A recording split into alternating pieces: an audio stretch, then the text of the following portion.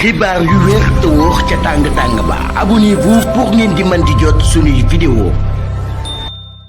dal leen ak jàmm seen chaîne bi di Buzz 221 HD kii di maître Moussa Diop dàkku personnalité politique bu kenn dootu présenté ci réew mi di Sénégal daal di bokk ci coalition Diomaye président daal di nekk en même temps akub avocat yëkkati na ay kàddu daal di koy jëmale ci ndax Ousmane Sonko mën naa daal di nekk candidat ci élection présidentielle 2029 na ma daal di amal ci réewu Sénégal waaw wala déet si li ni mel kii di maître Moussa Diop ne kii di Ousmane Sonko moom moo gën a xam que ne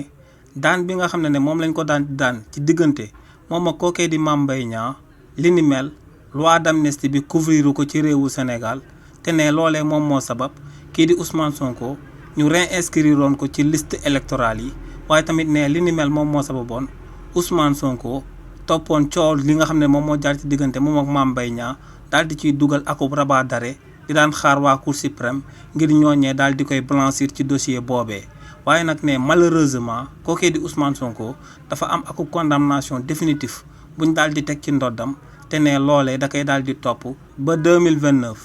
ne li ni mel nag ginnaaw ba mu antoo ci réewu Sénégal ne la Ousmane Sonko tàmbalee di nasi pexe ngir daal di mën a bokk par la force ci élection présidentielle 2029 na ma daal di amal ci réewu Sénégal ne li ni mel moom moo sabab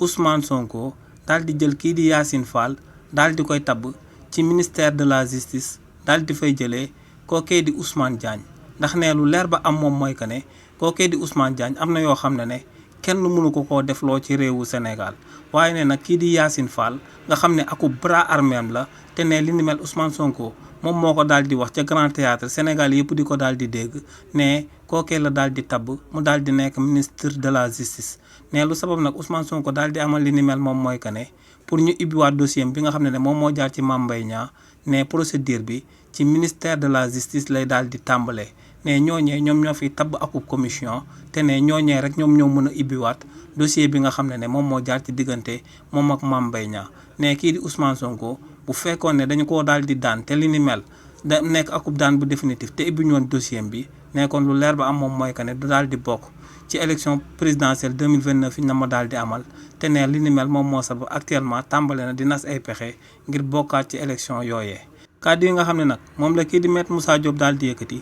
képp ku ci amal akub ñàngat nga gis que ne kàddu yooyee dara xaajul ba ciy dëppoog lu am ndax kookee di maître Moussa Diop képp ku ko daal di déglu da ngay daal di fokk ne pour ñu ibbiwaat dossier bi nga xam ne moom moo jaar ci diggante Ousmane Sonko ak Mame Mbaye Niang day dépendre ci ministère de la justice kese te or que mbir yi xaajul bay demee noonu te kàddu njëkkati lu koy firndeel moom mooy que ne donte procédure bi ci biir ministère de la justice lañ koy daal di dooree ndax foofee la ñuy daal di njëkk a amal akub commission bi nga xam ne moom mooy daal di xoolaat ndax am na ay éléments yu nouveau yu constitutif yoo xam ne mën nañ cee daal di sukkandiku ngir daal di ibbiwaat dossier bi waaye ñooñee buñ amalee liggéey boobee ba noppi foofu rek la ñuy daal di mën a yem ndax buñ paree seen liggéey boobee ba noppi dañuy jël dossier bi daal di koy jébbal waa Cour suprême dossier boobee nag bu àggee biir Cour suprême magistrat yi fa daal di nekk nga xam ne amuñ benn relation ak Ousmane Sonko ñooñee nga xam ne fu Ousmane Sonko yëkkatee kàddu daal di dal seen kaw ñooñee ñoom ñooy xool ndax élément constitutif bi nga xam ne moom la waa ministère de la justice daal di wax que ne élément bu bees la bu war a sabab ñu daal di ibbi dossier bi que ne élément boobee doy na ngir ñu ibbiwaat dossier bi wala élément boobee doyul ngir ñu daal di ibbiwaat dossier bi donc lu leer ba am moom mooy que ne ngir ñu ibbiwaat dossier bi nga xam ne moom moo jaar ci diggante Mame Mbaye Niang ak Ousmane Sonko day dépendre exclusivement ci ñi nga xam ne ay magistrat lañ te ñu daal di nekk biir Cour suprême te ñooñee duñ laale kii di Ousmane Sonko ndax Ousmane Sonko bis bu yëkkatee ay kàddu daal di leen di ŋàññ donc lu leer ba am moom mooy que ne kàddu yi nga xam ne moom la kii di maître Moussa Diop daal di yëkkati dara ba dara booloo jeex xaajul ba ciy dëppoog lu am. xibaar yu wér te wóor ca tàng-tàng ba abonnez-vous pour ngeen di mën di jot suñuy vidéo.